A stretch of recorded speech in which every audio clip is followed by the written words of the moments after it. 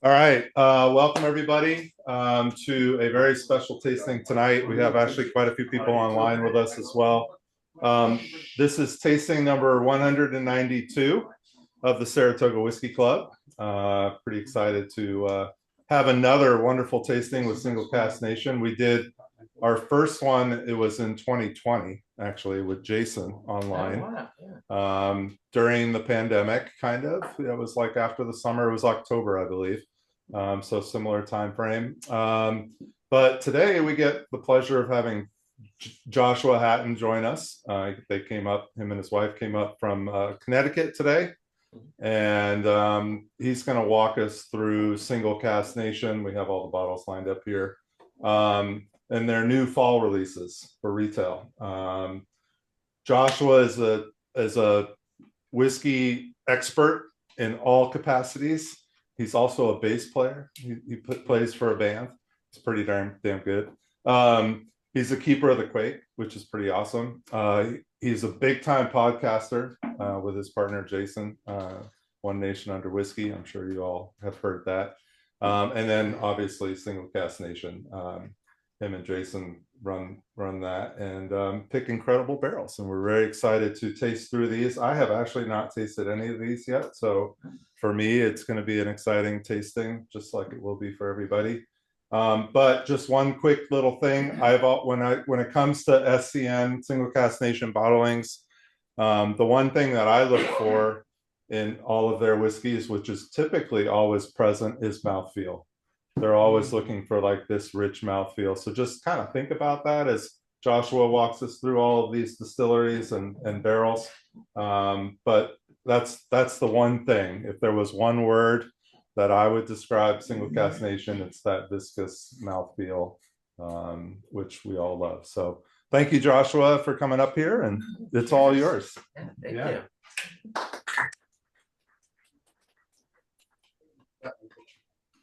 You took all of my talking points. No, I didn't. Am I okay on the camera? Yeah, you're good. All right. Hello, everybody. Hello. You might want to just step back just a bit so the microphone's. There we go. Is that better? Yeah, all right. That's perfect. Firstly, thank you so much for having me. I was telling my wife just earlier today that this shop, I've talked about having a shop like this to myself for years, of like having just a whiskey shop, like fuck wine, fuck beer. Can I swear? Yes. Yeah. Fuck wine, fuck beer, like just whiskey, just maybe a bit of rum, maybe rot, just and you guys did it. And you're what, 4 years into it? Yeah. I think that is so cool. And you've done it, and through COVID, through some tough times, and here we are. And it's just really nice to be in front of everybody and pouring some whiskeys that we sort of fell in love with. So really quickly, by show of hands, who here is familiar with Single Cask Nation? Okay, so some people who aren't, so cool. I'm going to give you a little bit of history about the company. All of the history is far more interesting with whiskey in your mouth, so I'm going to make sure that we put said whiskey in your mouth. Just so you know, the order in which we taste is going to be the top shelf first, left to right, and then the bottom shelf left to right. So we're going to be starting with the Aberfeldy. Where? He's pouring from here, right? Yeah, from these. Yeah. Beauty. Awesome. Thank you so much.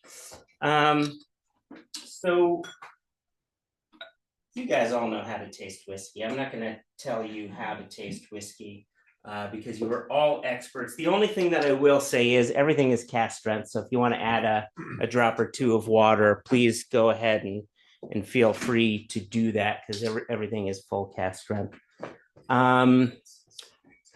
What's in your glass right now is an Aberfeldy. I'm going to talk about this in a little bit. But first, just enjoy it. Just get some in your mouth. Let's just like make our chests warm. Let's burn our tongues a little bit. Let's remind ourselves that we're alive. It does. It does taste like Thursday, doesn't it?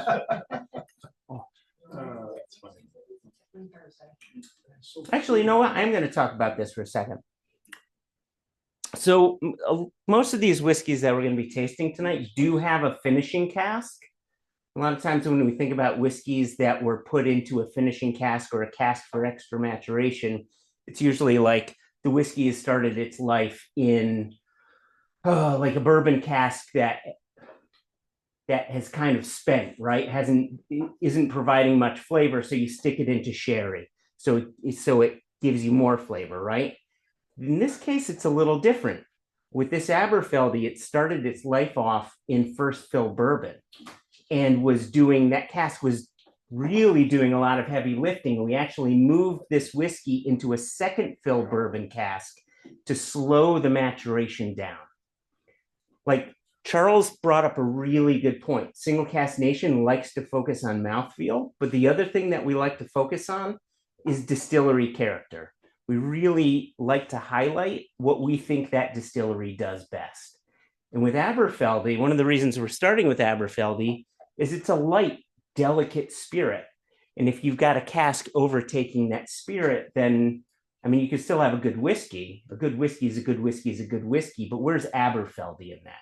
So we stuck this whiskey into a second fill bourbon barrel, a barrel that's doing a little less work. The barrel sort of steps back and the wood is sort of framing that beautiful spirit. So this is a little lighter, a little fruity, a little floral. So hang out with it, enjoy it, have fun.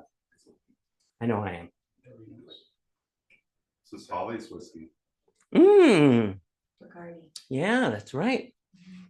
Does it taste like the golden dram? Full of gold and honey. Full of golden honey. So Single Cask Nation, for those of you that are not familiar, started in 2011, me and my business partner, Jason. It actually started with a conversation on Thanksgiving Day. I was actually reminded the other day, I had it in my head that I called up Jason on Thanksgiving Day saying, "Hey, Jason, what are you doing?" And his response was, "I'm having Thanksgiving dinner with my family. What are you doing?" And I was told I was wrong. And what actually happened was I reached out to him the day prior and said, "Hey, can we have a conversation tomorrow morning?" And he said yes. And so I called him the morning of Thanksgiving and said, "Hey, I got this idea. I want to start a bottling company." And we were bloggers at the time. I mean, this was back in 2010 when there really weren't many whiskey blogs. Now you can't really open up a closet door without a whiskey blog falling on top of you. There's just a ton of them. I'm not shitting on whiskey blogs. There's a lot of great ones out there, but early on, there really weren't a lot of them. And what we had found was on any given day, there was about 1,500 to 2,000 people coming to our website wanting to know what we thought about other people's whiskey. And I got this idea that what if we bottled our own whiskey, because people were making buying decisions based on our opinion. For whatever reason, they thought we had good opinions on whiskey.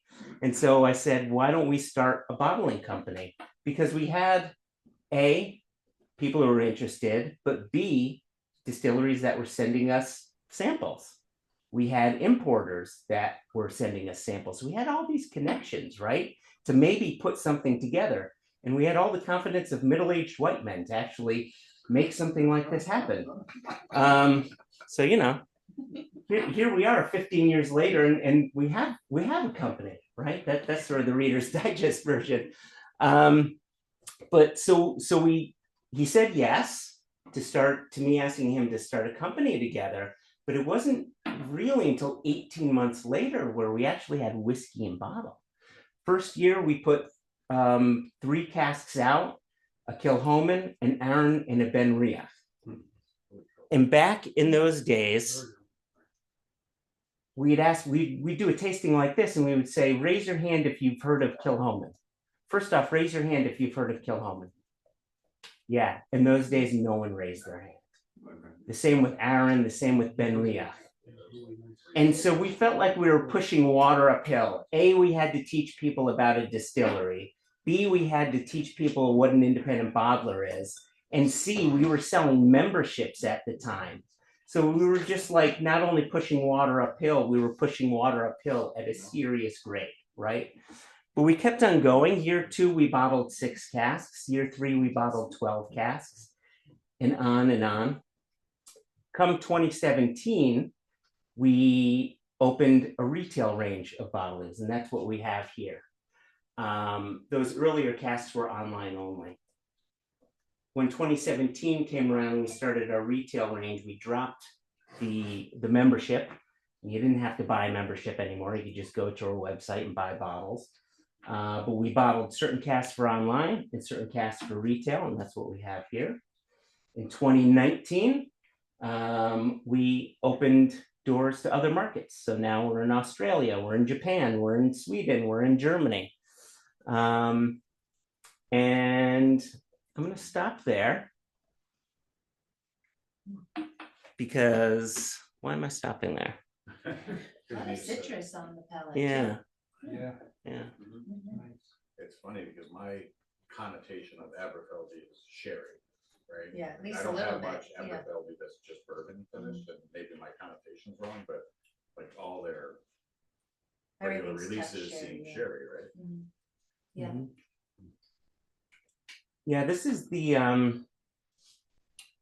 is this our second Aberfeldy? This is I think our third Aberfeldy that we ever bottled. The first one that we bottled was a 28-year-old that was refill bourbon, and it was like bottling alcoholic chamomile tea. Like just absolutely beautiful, absolutely gorgeous. And then we bottled a 30-year-old in sherry. And if I'm being honest, it was a really farty cask. The Germans would have loved it. Germans love good farty whiskey. They love sulfur. They really love sulfur.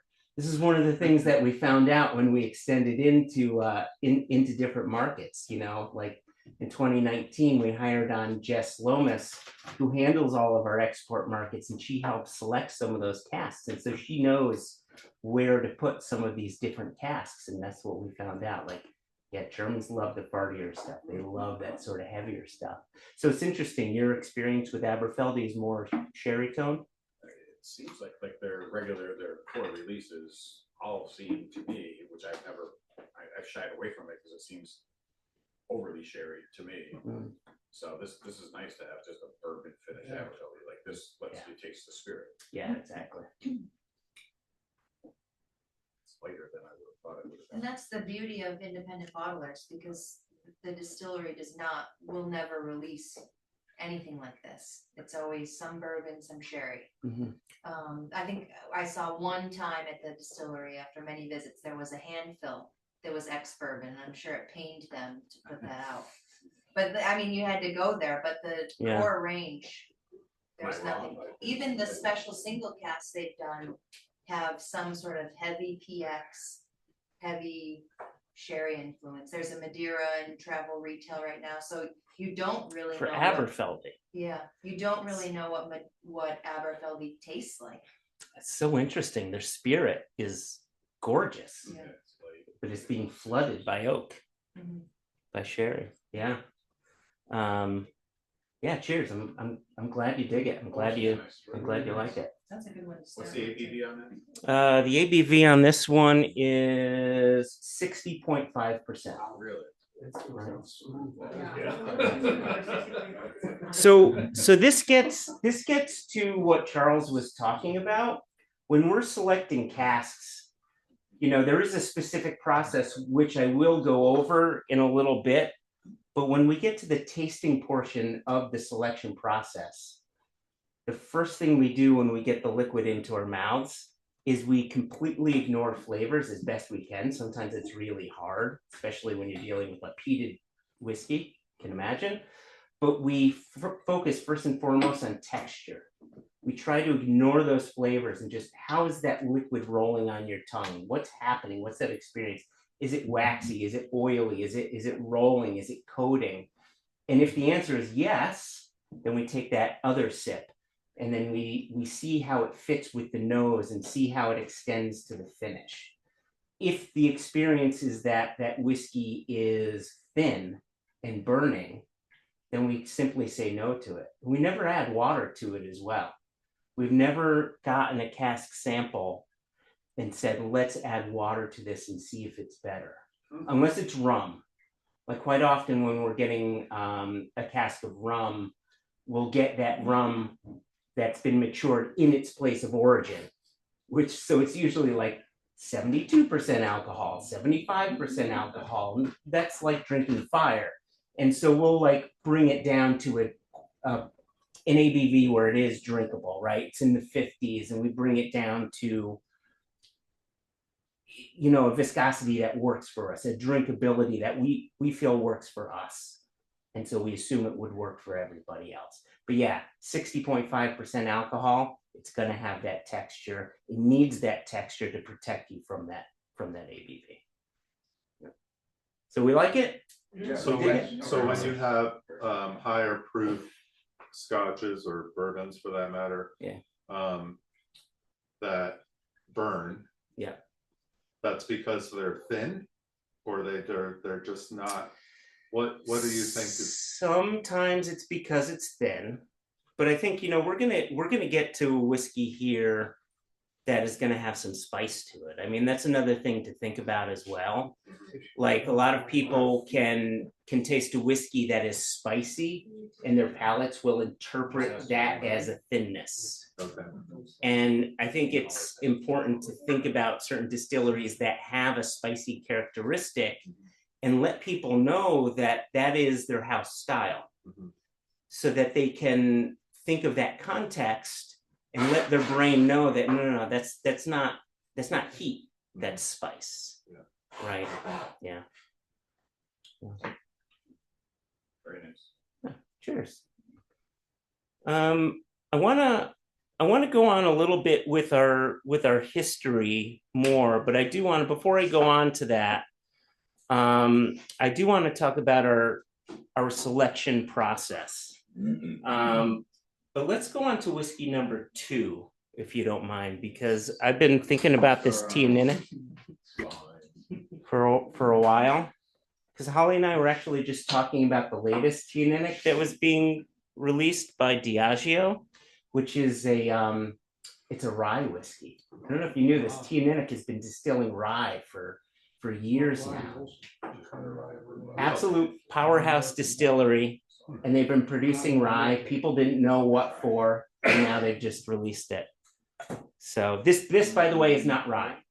This is single malt Scotch whiskey. We lost like half the viewers.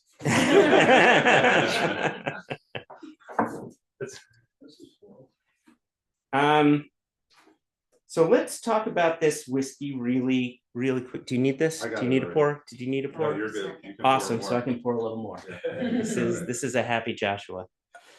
Take it all. So, well, I do have to drive.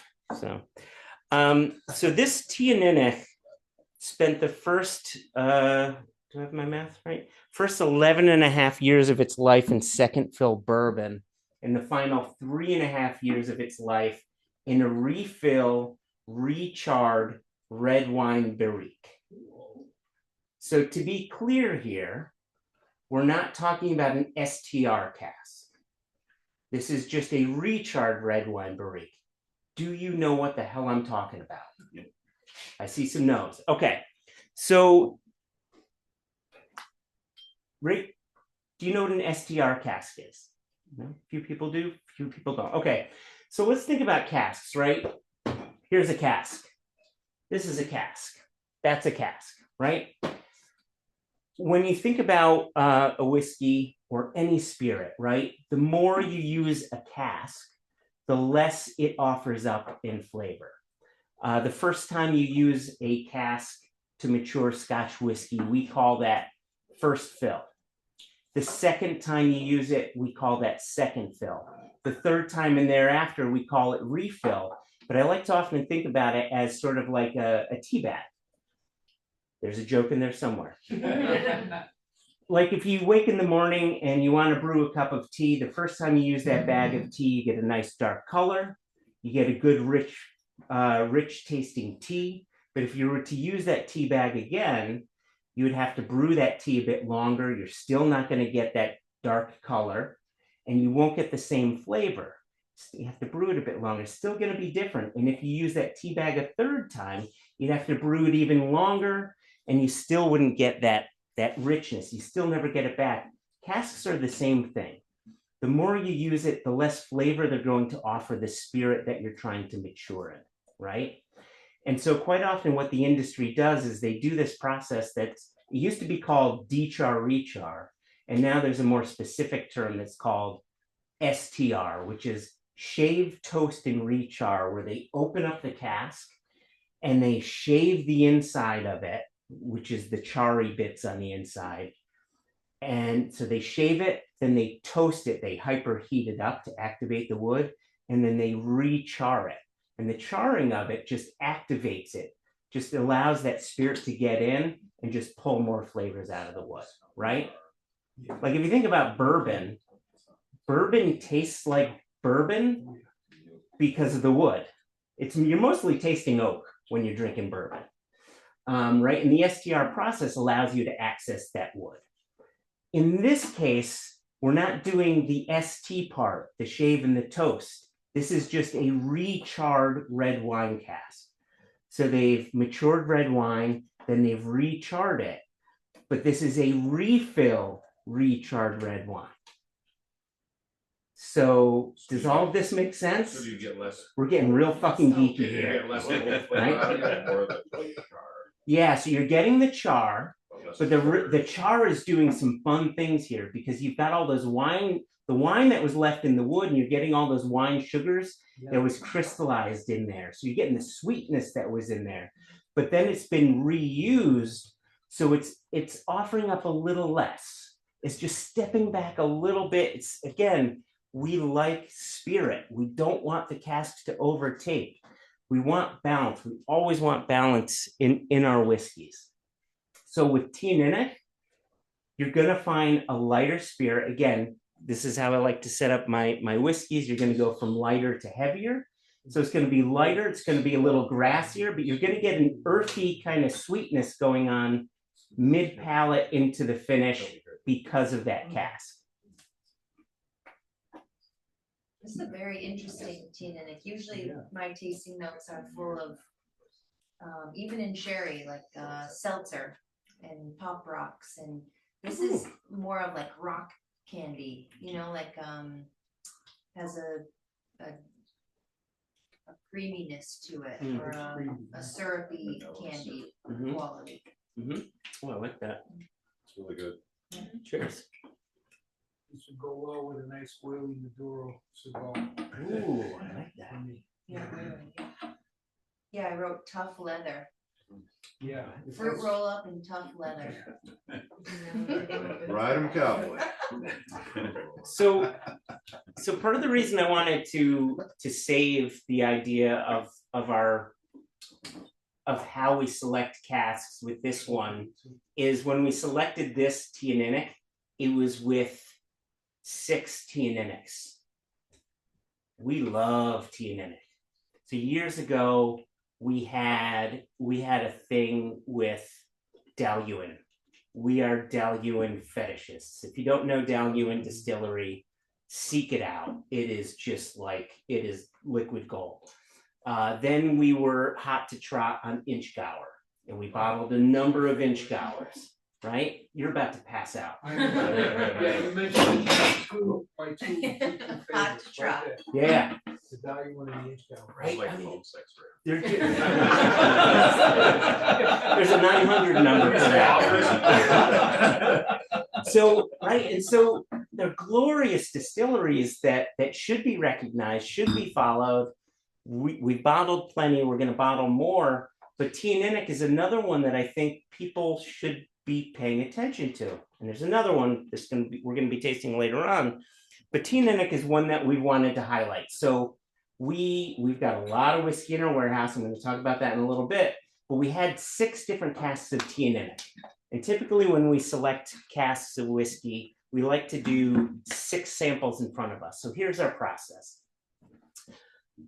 first and foremost, when we select casks of whiskey, this may sound really weird, and I don't want this to come across in a weird way. We do not think of our customers at all.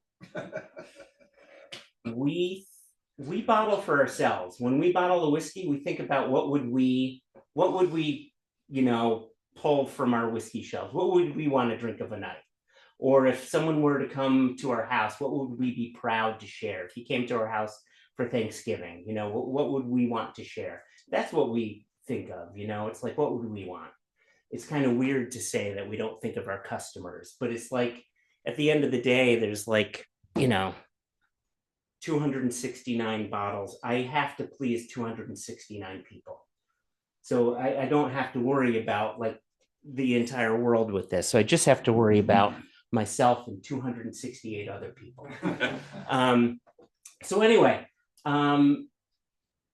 so I just have to please myself, and Jason has to please himself. So here's our process. So we put our 6 whiskeys in front of us, and first thing we do is we nose all 6.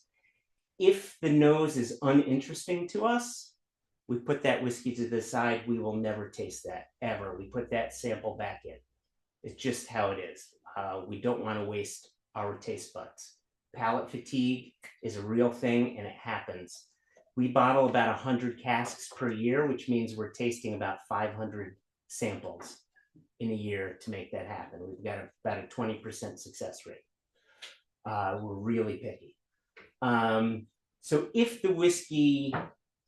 the nose is compelling, then we say, okay, yeah, we'll taste that, come back to it. Once we've selected casks that are interesting, then we go through that process. We taste it. Is that texture there? If it is there, then we go through that process that I said. Does the palate make sense to the nose? Does the finish make sense? And we think of it as a book. Like, the best trilogy ever written is Lord of the Rings. Please, there we go, right? If you're reading Lord of the Rings and Boba Fett comes down on the Millennium Falcon, first off, we all know Boba Fett flies Slave 1 and not the Millennium Falcon. So something's wrong there in the first place, right? You got right? Yeah. Come on. You said you have to drive, right? My point is, right, if you're drinking a whiskey and there's something that just completely comes out of left field, then that's not the right whiskey. Or maybe it is. Sometimes something comes out of left field and that could be kind of cool. But it has to be cool. But for the most part, the whiskey has to make sense. Nose to palate to finish. It has to tell that beautiful, complete story. And that's how we select the cask. And then we have to think about, does the price make sense? Would we want to open our wallets for it? If we've said no to many casks because the price would be stupid. We were offered a cask of Chichabu many years ago, and we said no to it because this was 2016. We would have had to have charged $350 for a 6-year-old whiskey. And as delicious as it was, we said no to it because that just seemed far too much back in 2016. So, we think about our wallets, we think about people's wallets. So that's our process. And anyway, when it came to the 16 Teaninich, this is what we selected. Hopefully you agree that this is a pretty damn good Teaninich. And was that at the distillery? No, this was in our office. In your office. So all of the casks that we have that we've been selecting from is from our own warehouse. Okay. Years ago, we used to buy from distilleries direct or from brokers, but now all of our whiskeys are in our warehouse. This is another sort of part of our story. Like I mentioned, in 2019, we opened up globally. By the end of 2023, I'm going to fast forward there. We had about 100 casks of whiskey in our warehouse. In January 4 of 2024, we were acquired by Artisanal Spirits Company, who's the owner of Scotch Malt Whiskey Society. So we're now sister brands of Scotch Malt Whiskey Society. We went from 100 casks of whiskey in our warehouse to 17,000 casks of whiskey in our warehouse. Life changed. Yeah. Yeah. Where in Connecticut are you? Exactly. 425 School Side Lane, Guilford, Connecticut. Guilford. Yeah. As you secure. Yeah. This was recorded. so. Oh, shit. I was 426 like, School wait a Side second. So, do you know who, it's such a particular finishing cask, who made that decision? Oh, this is so good. So we have internal, so moving forward, the decisions for the finishing or extra maturation program is going to be us. Like, we want to have 100% say in where those flavors are going. That's what we want. We want to direct flavor. That's the fun bits. I mean, that really is the fun bits for us. We want to direct flavor. But there's a guy who's in charge of managing all the various relationships with cooperages, wineries, and so on. His name, I shit you not, is Woody. That's his name. So, yeah, he handles all of those relationships. And as new spirit comes in, he sees what casks. Sorry, I'll wait till these folks sit down. As spirit comes in and as new casks come in, he sees what's available, and we know what casks definitely need to go into new wood, and he'll make those decisions. He's got a really good understanding of, and he'll work with the spirits team as well on where that liquid needs to go. Okay. But we definitely have say into that now. Yeah. We ring fence a lot of spirit for our own extra maturation program. Okay. Yep. Is this anybody's first Teaninich? Oh, Oh, yeah, cool. And you like it? Yeah, very nice. Yeah, cool. Awesome. What is, it's Diageo? you said. Yeah, so this is Diageo. So what's it the workhorse for, you know? Yeah, it goes into Johnny blends. Yeah. Yeah, I mean, for those of you that don't know, you've got about 140 distilleries in Scotland, and at least 50% of them do not have their own label. Like, you won't find it on the shelves here at First Fill. They have a job, and one job only is to make malt to go into some sort of blend, be it Johnny or Chivas or Ballantines or insert blend here. Actually, 5 of the 6 tonight are not distillery releases. They don't exist outside of this independent bottler world, which is why we love independent bottlers so much, because they're not, I mean, Joshua may do it differently, but people then think, oh, they're inferior because they're not their own releases, but in a sense, they might even be superior because they're so coveted by the blenders to make their cash cow brands that they are not, it does not go to its own single malt. So it's a really fun side of the industry that you don't know exists until you cross over into this world. Yeah, I think a good way to think about why we would get some whiskey from these distilleries. I mean, there's 2 folds of why we would get whiskey from these distilleries. I mean, you have the idea of a blend, right? If you were to stop in here, do you guys sell, like, you don't sell Johnny Black, right? Okay, if you were to go into a store that does sell Johnny Black or Chivas Regal 12-year-old or what have you, if that's your blend of choice, year in, year out, that blend should taste the same all the time.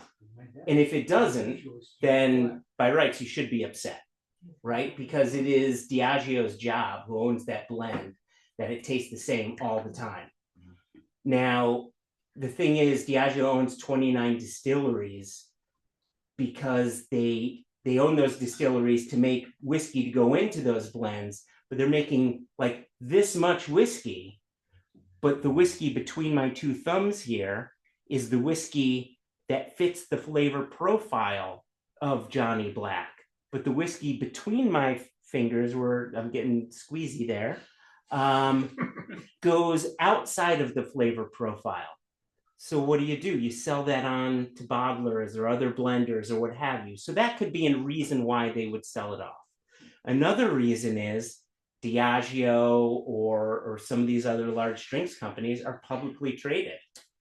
If whiskey is in a downturn, they still need to satisfy their shareholders. So they're selling off casks, or they're still making new make spirit and selling it to bottlers like us. We buy new make spirit and we put it into our own wood, and right. And so there's a number of reasons of why we would get spirit. And one of the reasons is sometimes we get the off profile stuff, which is the fun stuff. That's what we want. We bottle one cask at a time, Single Cask Nation. We always want it to be different. We always want it to be unique. And to the point of the Aberfeldy we tasted first go around, it's off profile, which if Aberfeldy is your favorite distillery, you now get to taste something that the distillery doesn't want to show you. That's the beauty of an independent bottler. You get to taste your favorite distillery outside of what they want to show you what that is. Cool. And just because this is recorded, we are not anti-Johnny Walker. It's a great whiskey, but we do not carry it, but we can order it in for you if you really want it. Oh my God. I don't want Diageo being like, we say that about a lot of brands. We can order that in for you. It won't be on the shelf, but we'll order it in for you. Joshua, I got a question for you. Yeah. Sorry, but I'm always intrigued by this, a 15-year-old. Every cask has its time and you guys pick when it's the right time, but like on average, how long do you sit on in your warehouse a cask? Maybe repeat the question for the online. Oh, yeah. So the question was basically, how long do we sit on casks of whiskey within our warehouse? I mean, it's a wide range, I get it, but like on average. Yeah. So in our previous world, before we were acquired by Artisanal Spirits, I mean, the reality was we were mostly buying from brokers, and these were our early days. We were tasting before we purchased, and we would bottle as soon as we purchased. Just right? Churn the cask. Correct. Yeah. And then starting in 2017, that's when we opened up our relationship with Diageo. And we started buying spirit from them directly. And that relationship was different, where we didn't get a chance to taste before we buy. It's like you get what you get and you don't get upset. And basically what they did is they gave us a spreadsheet and they said, here are the 12 distilleries you could buy from. You can get whiskeys between 3 and 12 years of age, and you have a choice: first fill bourbon or refill bourbon, first fill sherry or refill sherry. Let us know how many casks you want. Wow. So then you place an order, then you receive that order, and then you've got to taste through whatever you bring in, and then you've got to say, okay, is it ready to bottle? Is it not ready to bottle? And then you've got to start buying wood. You've got to create a wood management program.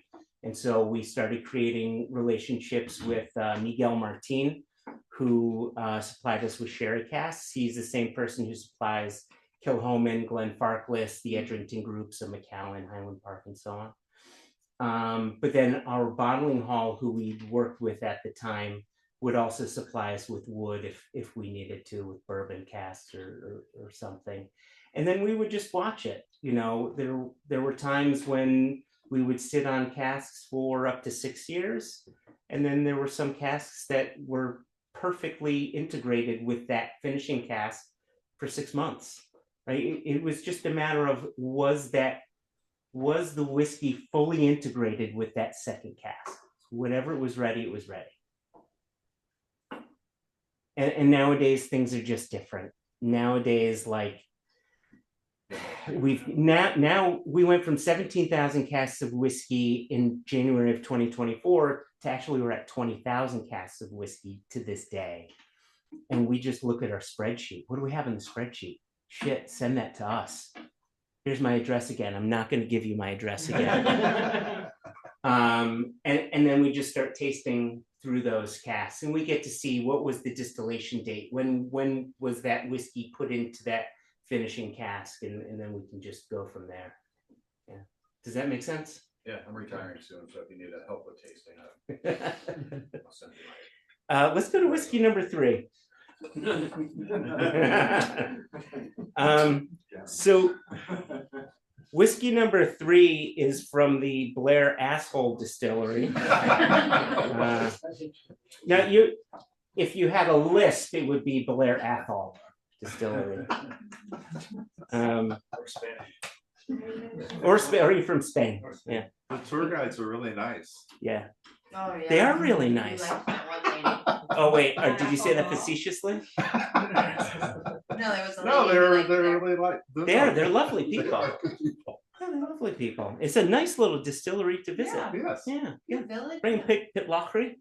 We were at Pitlochry Heights. We were? Yeah, Oh. 2018. Yeah. There's 2019, 2018, 2019. Oh, for the quake? For the quake, yeah. Oh. Yeah. All right, so this is the Blair Athol distillery. Another one owned by Diageo. I feel like you could like close your eyes and take a dart and just throw it at a map of distilleries in Scotland, and you'll basically hit a Diageo distillery. Again, they own 29 of them. Blair Athol is basically the backbone to the Bell's blend, which Bell's does not come to the US. I don't know if it ever did come to the US. Did that ever come to the US? I feel like it did, but I might be visualizing Valentine's. Yeah. Anyway, it's a pretty popular blend in the UK and some other countries. Now, I want you to pay attention. This is one I mentioned earlier because Charles had the question about thinness of spirit. And I had mentioned that quite often people will mistake spiciness for a thinness. Now, this whiskey spent the final 4.5 years of its life in a refilled toasted French oak cask. French oak is known for imparting a spicy quality to your whiskey. So pay attention to the spice and keep in mind that what's happening on your palate is not heat, that is spice. That is your toasted French oak. Now, if it's too much for you, put a little water into the cap of your water bottle and just add a few drops and bring that spice down. Or I guess you've got little pipettes there. Yeah. You're much more professional than using Poland Spring things. There's like there's on the palate that nice kind of clove baking spice, but there's on the nose, it's like blood orange and chocolate. Yeah, right. There's almost like a rumminess on the nose. Sugar. Who said sugar cane? Yeah, I like that clove. Yeah. Oh man, when do you retire? He's not retiring. Oh, okay. All right, forget it. You almost had a job. I thought you were going to retire. That's not happening. I'll retire. I am retired, so 10 years already. That's a clove. It's pretty good. Cloves, That's my resume. it's spicy. So part of the reason we selected this one, Blair Athol, we've had so much bad luck with this distillery. For years, we wanted to bottle Blair Athol, and we would always target it with our brokers. And every sample we got was like each one was worse than the next. Not bad, just boring. Just a yawn after a yawn after a yawn. And then we started getting some, because it's soft, it's delicate. And then we started getting some that were quite nice, but just soft and delicate. And so with this one, we wanted to highlight that softness, but then balance it out with that spicy French oak. And so we're sort of living in two worlds here, spice and soft at the same time.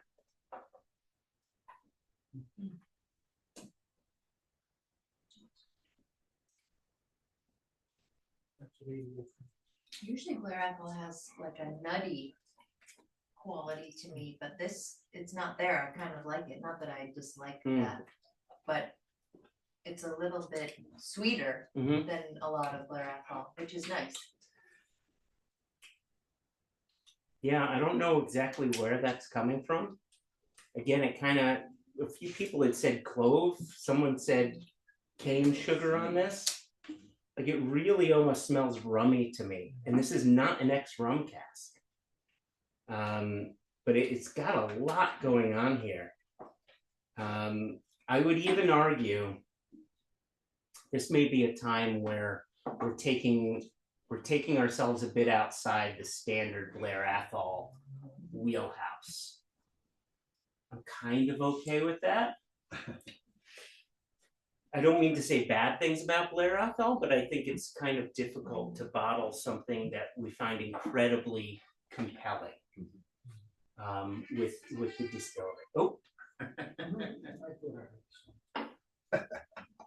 Kind of like that Amberana wood kind of. oh yeah, I like that. Shasta finish Yeah, stuff, you know, yeah, exactly. cinnamon, little beef, what you said. Yeah, exactly. Right, which is an incredibly active wood. Yeah. Like you put spirit in that for just Oh, I a love few that. months, and it picks up really quickly. Is this anybody's first Blair Athol? Yeah. Okay. Do we like it? After a couple drops of water, I did, yeah. Okay. Yeah, the water was a little more palatable for me. Okay. It's interesting for a Blair Athol, for the one that's I've tasted. Yeah. It's different, Okay. and it's got a little Yeah, funk, it's which different. is kind of a plus for me. Okay. The nose is much more interesting than most Blair Athols. Yeah. You get. Yeah. They're usually pretty tame. Exactly. Yeah. Yeah. Licorice. Yeah. Which is good if someone is still fairly new to Scotch, but I wouldn't say it's the wildest, Mm-mm. most obscure single malt being produced No. in Scotland. No, definitely not. I think it's a lovely little spirit. We've got one coming out next year, but I think it's coming out for a global market that spent the final 5 years of its life in a first fill Coroni rum cask. Yeah. So that one's gonna have big, huge. Esters, yeah. Yeah, it's kind of like, but it's the tire fire Coroni rum style. It's a Does it really hold up to phenomenal. it? Oh yeah, it It does. does? Yeah. It's gonna be quite nice. All right. This is the middle of the tasting, everybody. How's everybody doing? Yeah, we're enjoying this. You two showed up the middle of the tasting. How are we doing? Excellent. You're caught up? All right. You missed all my dick jokes at the front. I'm not gonna retell them, but I'll tell some new dick jokes towards the end. All right. I like the joke of where the Yeah, whiskey's excellent. from. It's my favorite so far. This is your favorite so Yeah. far? Oh, I love that. Sonara kind of, yeah, like all that Christmassy. Yeah. I don't know. Okay. Yeah. Kidding. All right. Yeah. So this one was. Where's the ABV on this one? This one also was 61.8% alcohol. So this was the highest ABV of them all. 61.8%. What was the second one? The second one was 58.1. Yeah, so this was the highest of them all. All right. I'm feeling like moving on. Is everybody feeling like moving on?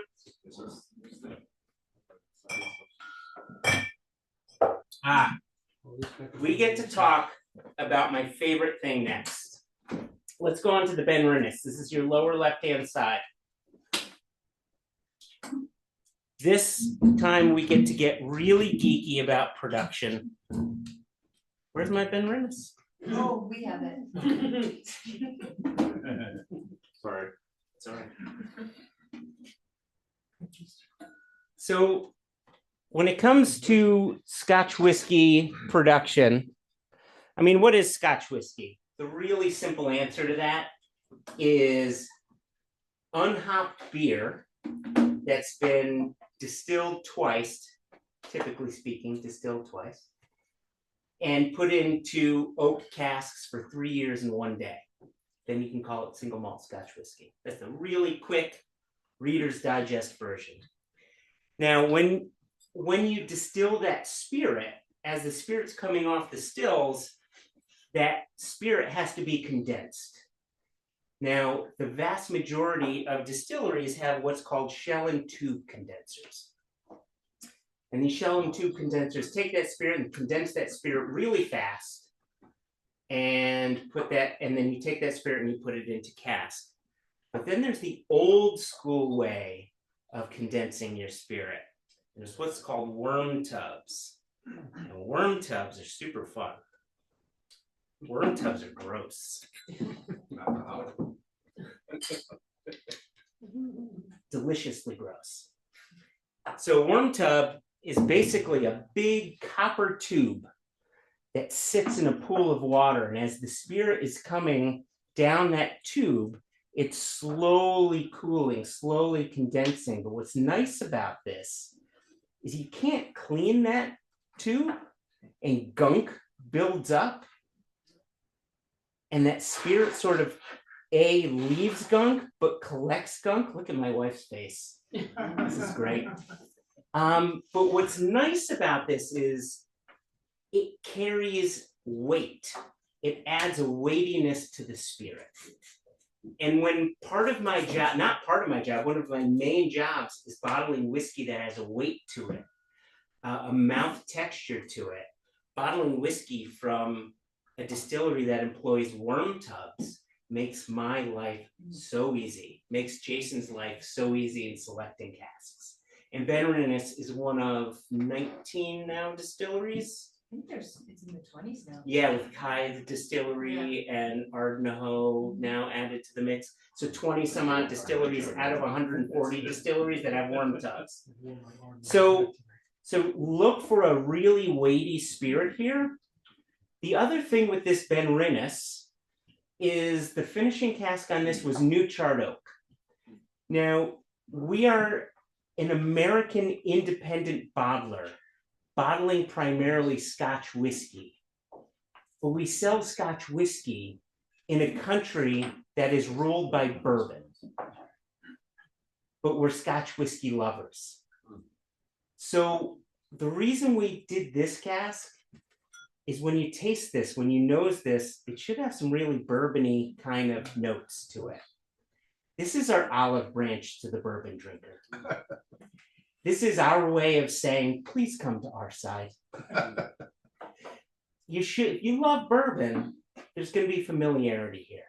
There's going to be some friendliness here. This goes to show you that even in Scotch whiskey, you're going to find some friendly flavors here going on. Bourbon has a weightiness to it. Corn typically offers up a nice heavy spirit here, right?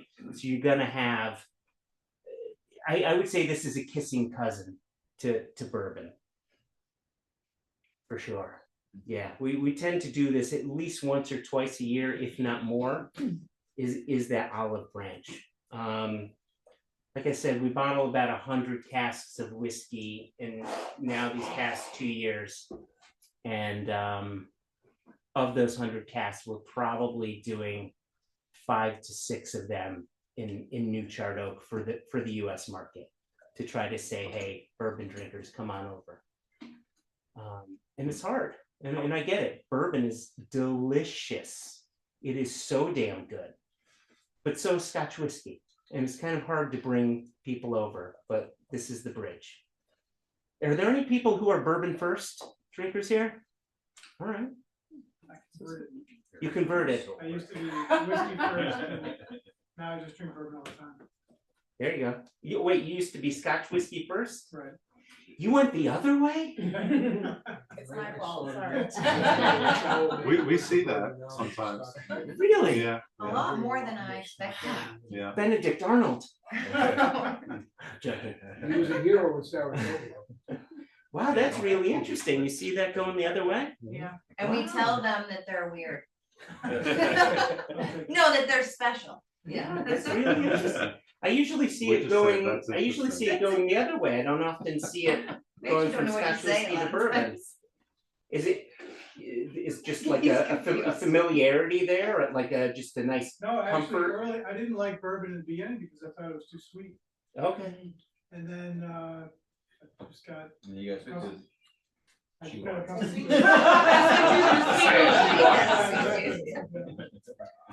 It checks out. Most of my friends are bourbon drinkers or rye drinkers, well, mostly bourbon drinkers, so, I mean, when they come to my house, well, that's good, because they can drink all my bourbon, you know, they preserve my scotch collection. There you go. You know? Yeah. Well, we don't discriminate in our house, right, we drink all. Yeah, bourbon is great. It's a good comfort drink.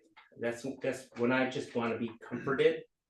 Bourbon goes in the glass. So how long would you put this, like, as a 12-year, how long would this be in the new oak? This one was 3 years. this was 3 years in that cask. What was that? What was that? Usually you're not as kind to bourbon. You've changed. Because lately I've needed comfort.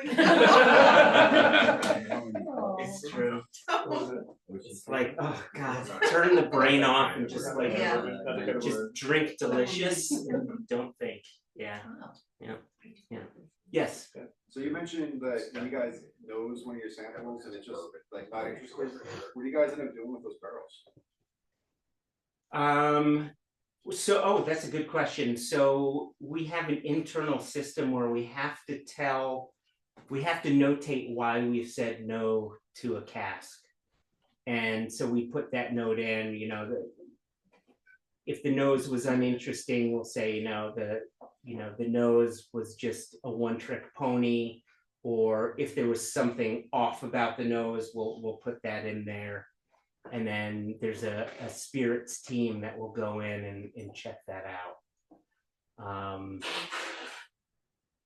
Yeah, that's typically what happens. Now, I can count on my hand maybe with 2 to 3 fingers out of the hundreds of casks that we've tasted, the number of times where we've said this is a bad whiskey. Most of the times it's one-trick pony. And so all it needs is to go into another cask to just add dimension. Like, one of the nice things about the whiskey world in general is, since the mid-90s, most distilleries had started paying attention to wood management programs. Like, if you think about it, 1995 is when the Isle of Arran distillery opened up. And since then, other distilleries started opening up. Kilchoman Distillery opened up in 2005. That was 20 years ago, people. Isle of Arran was 30 years ago. Those numbers are fucked. But that's 20 to 30 years of history where people started paying attention to wood management programs. So we have all that history of people actually buying good wood, putting good spirit into good wood. So there's far fewer casks of bad whiskey to worry about. And so it's more like black whiskey than yuck whiskey, if you catch my meaning. Okay. And so, so the spirits team would say, okay, yeah, we need to put this into better wood or a different type of cask. And now quite often we'll say, we're ring fencing this. We take a look and we'll see what casks are available. And Jason and I have a really good understanding of the various spirit types. Like, of all the distilleries we have in-house, we have a good understanding of the spirit of each distillery. And then we take a look at what wood is available and we'll say, oh, Mannochmore would go really good in a Pinot de Charente cask, or really good in a Sauternes cask, or whatever. And then we'll make those decisions to finish. Is there a similar process then for the selectees that don't make the final cut? Just need a little bit more something, a little more time, or? I'm sorry, say that again? So the one you taste. You start with 6, you end up with 3, so the other 2. Oh, yeah, good point. Yeah, so, sometimes it comes down to, this one was just simply that much better than the other one. Yeah, sometimes those ones will simply spend a bit more time in the cask. Yeah. And then we'll keep an eye on it. And, you know, we may come back to that in a couple of years, something like that, and then put it into a completely different market, not bring it into the US. Or if it went into the German market, put that into another market, something like that, just so we're not duplicating. Quick question. Interesting analogy with the unhopped beer. I used to make beer, of course, when you change the grain and the mash profile between different malts that are fermentable or not fermentable, you change the beer dramatically. Do distillers do the same kind of blending for whiskey? In excuse me, in Scotland, the barley that's being used is very much a commodity grade barley. You've got 5 or 6, I'm gonna get the number wrong, so I'm just gonna make that number squishy. 5 or 6 huge maltsters that work with a number of different farmers that have 2 to 3 different barley types that are just common. Diablo, Concerto, Sassy, these are just names of barley. And the idea about them is they are going to create a lot of starch that can be converted into fermentable sugar. They're distillers grade barley. And the idea behind it is not necessarily for flavor, though it does create a lot of flavor. It's more for yield. Yeah. Right? Right. And every time a new variety is introduced, it's because it's kicking up the yield a little bit. Now, there are smaller producers that may focus on more boutique barley varieties.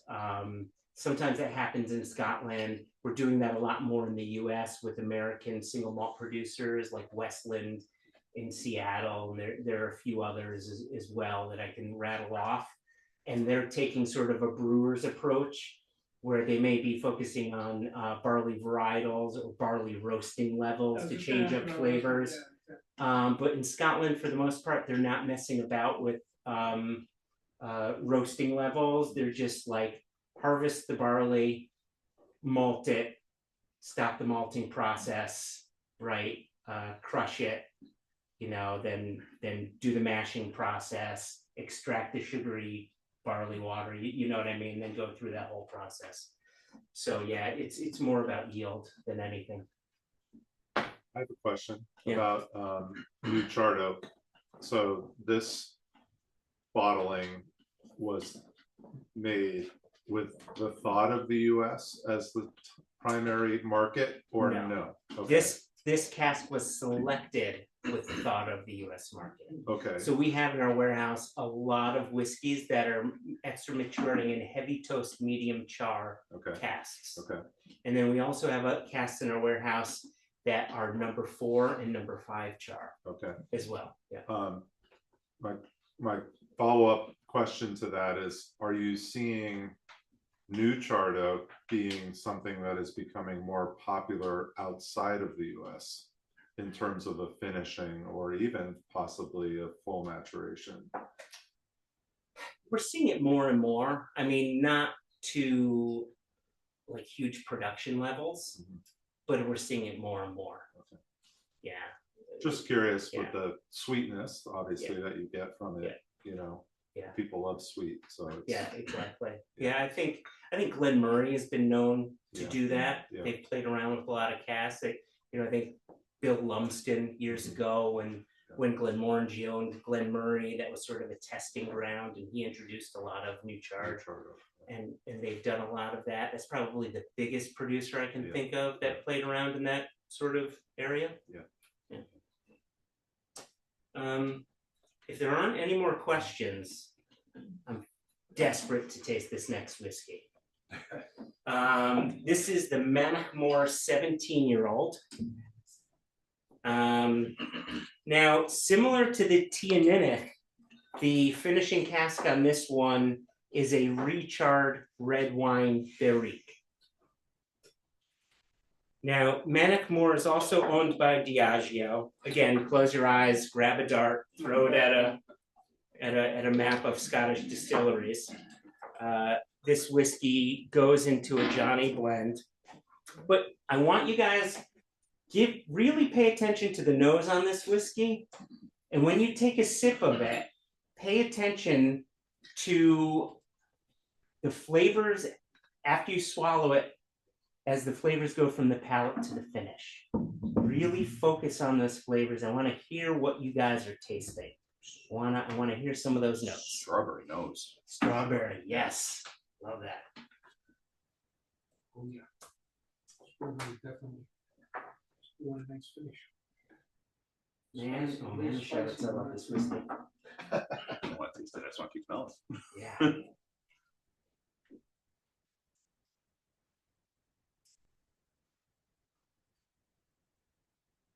I love the silence. Nice, good balance. They're all between the interviewing to be fruity your and the spicy. apprentice. Online strawberry rhubarb pie. Mhm.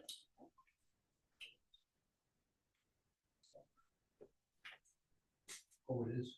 It's like a This is coconut. beautiful. Strawberry rhubarb, coconut, crushable. Oh, I love that. 53%. Pina colada. 50 what? You let me- 53. That's right, from where we come from, right? That's a good spot.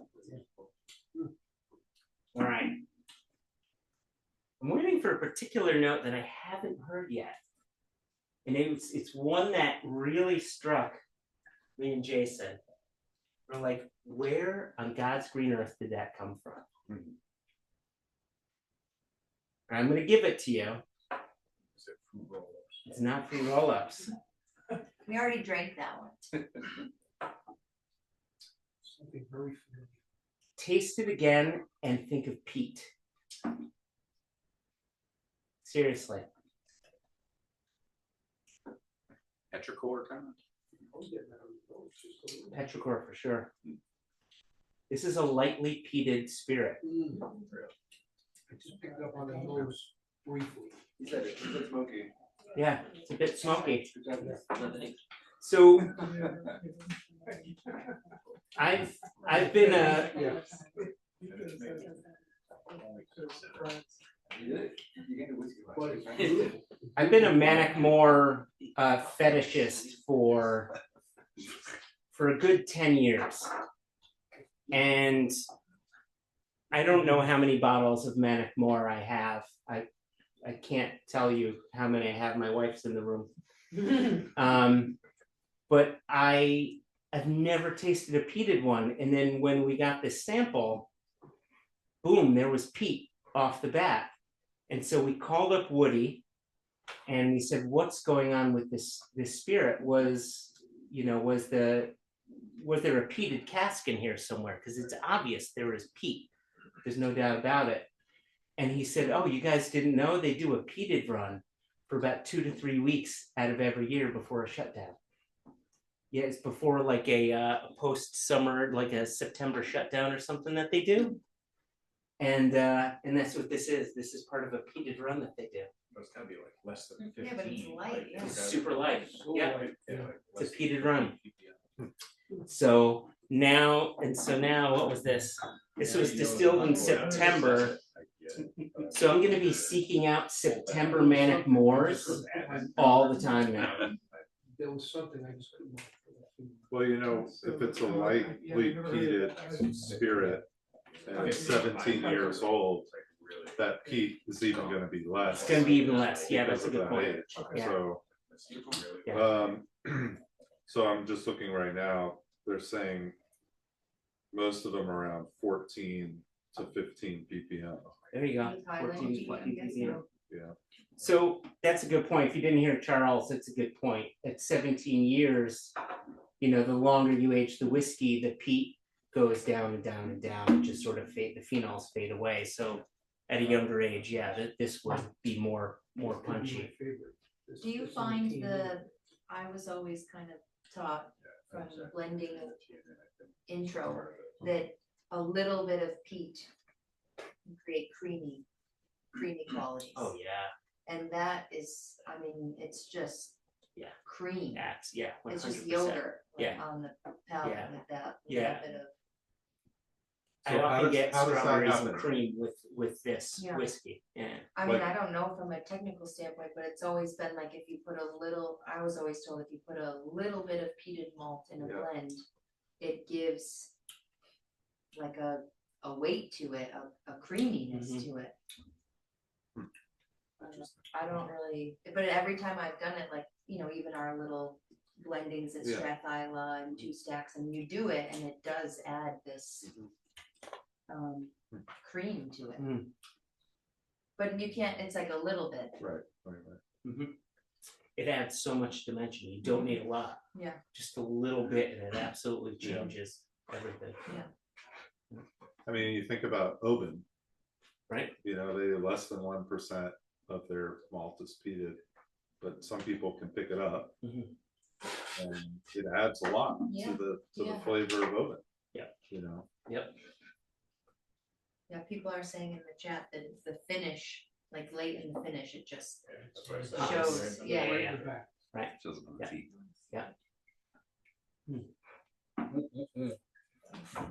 yeah, this is good. Yeah. So this is what I was saying when I said we want to teach more people about Teaninich. Mannochmore is another one that we want to start showing people. Peated or not, the spirit is gorgeous. It's always really fruity. If you like big fruity whiskeys with a nice texture to it, Mannochmore is really where it's at.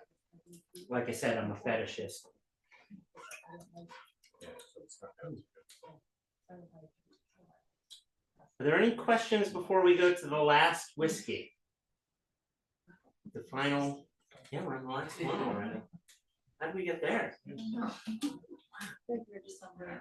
Time's fun when you're having flies. How many bottles of this is on the count? 3? 2. Yeah, just two. One's mine. Joshua's like, place an order. Well, we gotta look at that too, because we've been getting some orders on. I've been pulling them as best I can. We may have been by the wrong one. Now,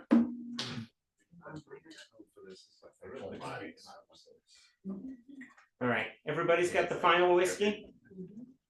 We have more of this one. no, Right, Yep, yep, There's perfect. some in there.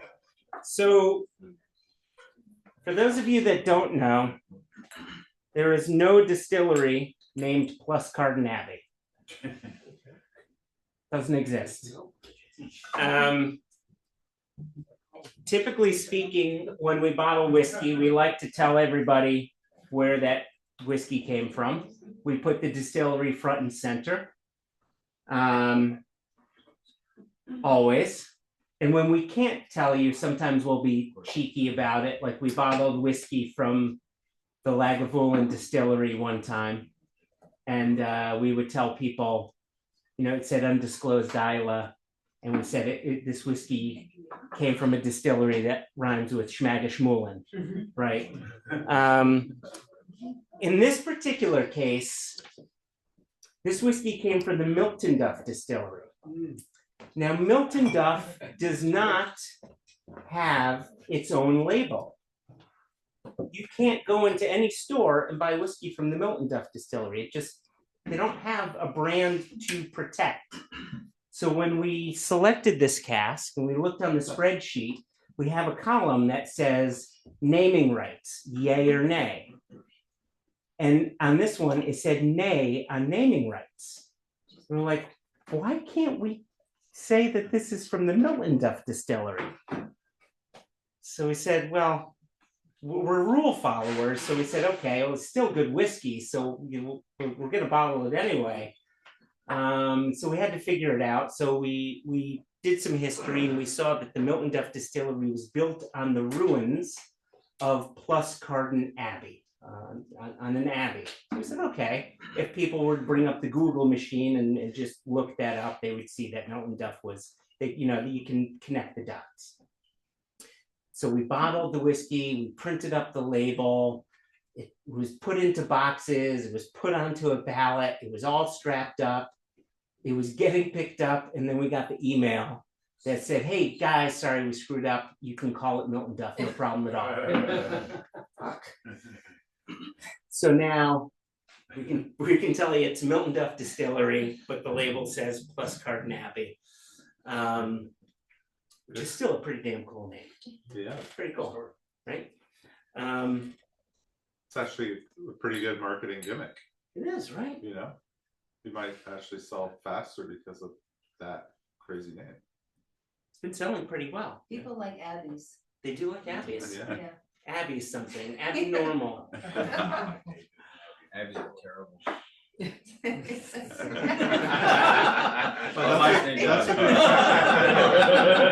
So as an independent bottler,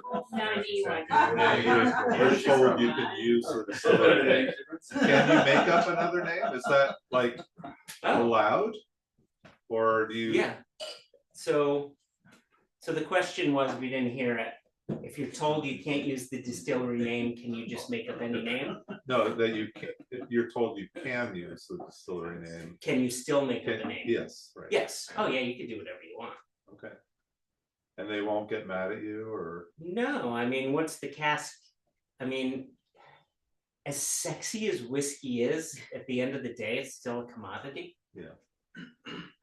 When you buy a cask of whiskey, every cask of whiskey comes with a bit of paperwork. Yeah. And on that paperwork is a commodity code and naming rights or no naming rights. And you're either given, you can either have naming rights or no naming rights, but you can be cheeky about it, or no naming rights and don't be cheeky about it. Those are your options. Yeah. And typically speaking, we either have naming rights or no naming rights, but you can be a bit cheeky about it. Right? So like there's a lot of Highland Park around that people call Orkney, right? We call it Stones of Stenness. That's our name for Highland Park. Our name for a distillery that rhymes with Glenfarclas is Blacksboat Bridge. That rhymes with Schmen Schmarkless. Sorry. But then we have other ones where we simply can't even be cheeky about it, and I can't even give you hints. Like our Wolf Island bottling, I can't even be cheeky about that. I can't even give hints. I don't know. Anyway, Pluscarden Abbey, 16 years old. And the final, just want to get my math right here, final 3 years of its life in a refill PX sherry cask, Pedro Jimenez sherry.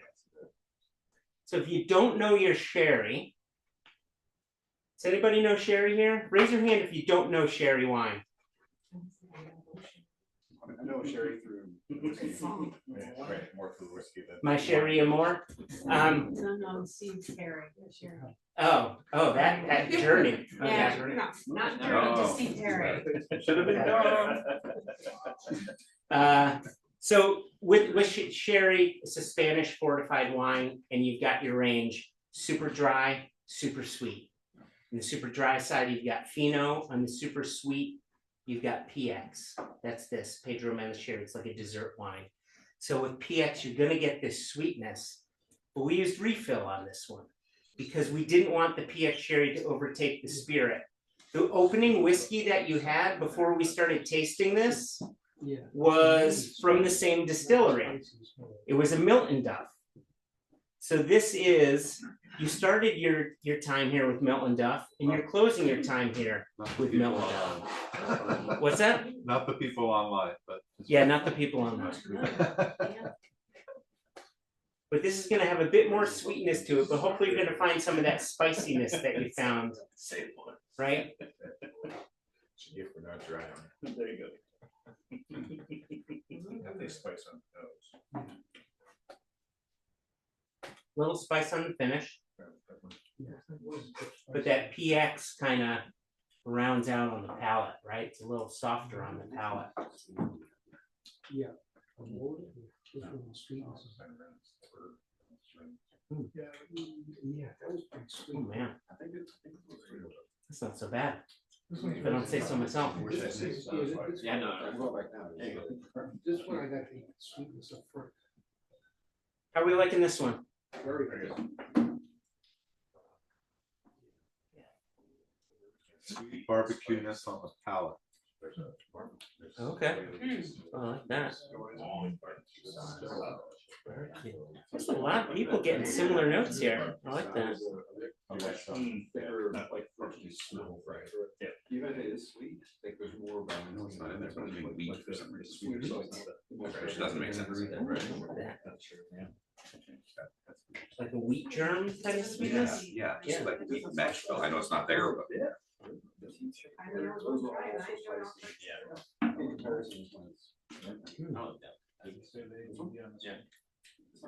So I'm curious, by show of hands, who enjoyed the, I always like to know people's favorites. So by show of hands, who enjoyed the first whiskey the most? All right, that was the Aberfeldy. Okay. Couple people online. Couple people online? The first one, the tasting, right, not the. Yeah. Single Cask Nation only. Aberfeldy. The Aberfeldy, yeah. We're not talking about the competition. Who enjoyed the Teaninich the most? Number 2. Okay. All right. I like that. I love some Teaninich love. Who enjoyed the Blair Athol whiskey number 3 the most? Yeah, that's right. I remember you liking that one. Who enjoyed the Benrinnes the most? The 4th whiskey. All right. I voted twice. Who enjoyed the Mannochmore the most? All right, there we go. I was expecting that. I'm gonna raise my hand for that one. And who enjoyed the Pluscarden Abbey the most? All right, you got online. Wow. Everybody. Look at that. You love that PX. What was online?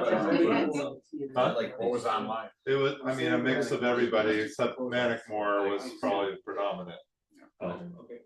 Everybody raised their hand for at least, for each of them. Yeah. Yeah. Truth be told, the Mannochmore was my favorite bottling of this release.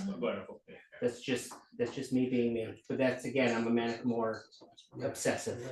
So these are all second maturations, finishings. Are you just kind of done with hogsheads or just more Like traditional? non-finished whiskeys? Yeah. Oh, that's a good question. Did everybody hear that question? So the question was, all 6 of these whiskeys were whiskeys that had a secondary cask. And are you done with whiskeys that have only spent time in one cask? No, we're not done with that. The fact of the matter is there's more whiskey in secondary casks than there are whiskeys not in secondary casks. We have for 2026, we already started selecting casks for 2026. We started focusing more and more on, as best we can, on whiskeys that have spent all its time in one cask. Mhm. It's just there's a lot of whiskey that have gone into secondary casks. There are people who really dig finishes. And so the people who look after our casks understand this.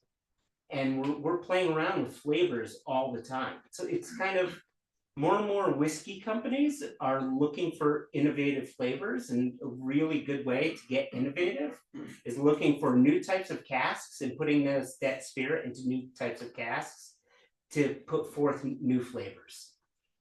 I don't think there's anything wrong with the secondary cask, No. so long as in the end, As the long as flavor it's is good, not overpowering. as long as you it's know, not that's overpowering, the- that's always our goal, right?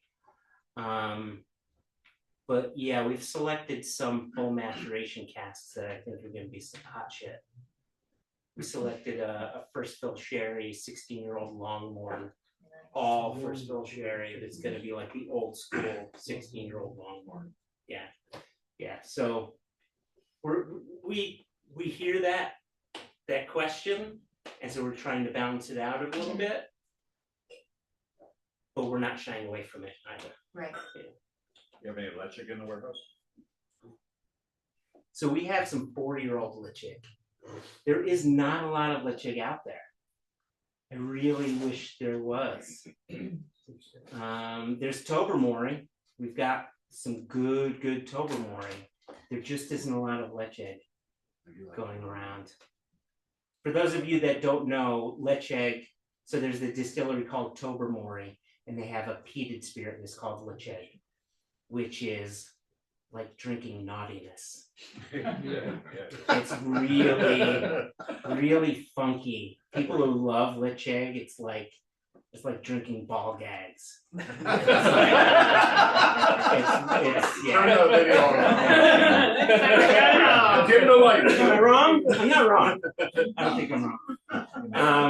Chad comes in here with a ball gag on all the time. I've never heard.